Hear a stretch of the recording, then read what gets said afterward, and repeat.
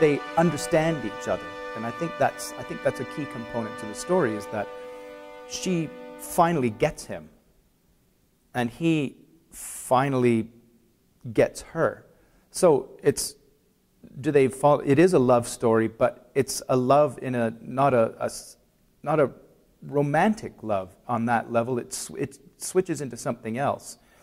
It turns into a great respect.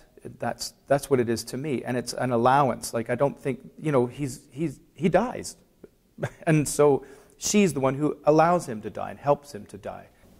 You know, it's still the great universal message. At some point, love does conquer all. I mean, here is the Mandarin who has been, what, stabbed, shot, and hung, and he's still alive.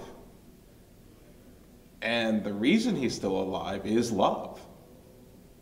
And without that being fulfilled, he cannot die.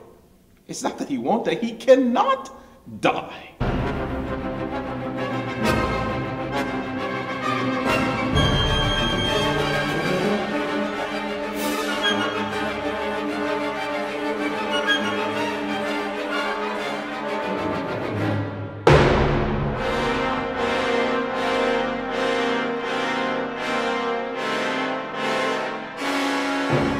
The traditional Hungarian music, that peasant music, which is so earthy, and also living in a time of the first modernity. This is the time of when Miraculous Mandarin is being thunk up.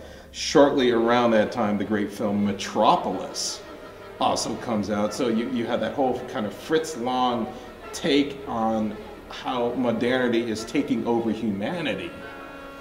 Bartok's story begins with a cityscape.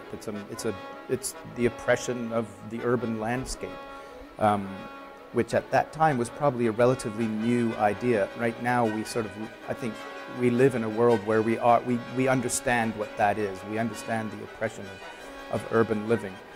He basically sets the city as an evil place, or as an alienating experience.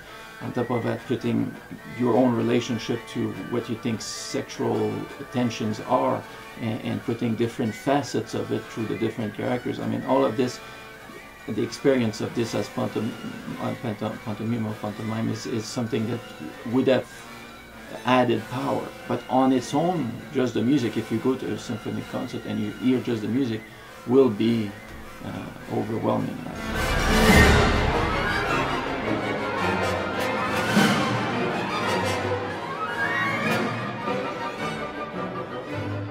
To me, what's important in the story, maybe this is a way of addressing it, is I think we're still afraid of things that we don't understand. We will always be afraid of things that we don't understand, always afraid of exoticism or of the exotic. But I think it's the effort to try to understand that is what's key to this story, is that ultimately Mime and the Mandarin, they make an effort to understand each other. It's not, they win, but he dies. It's the same situation with Miraculous Mandarin. If there is a better representation of this strange and wild love story, passionate love story, I haven't seen it yet.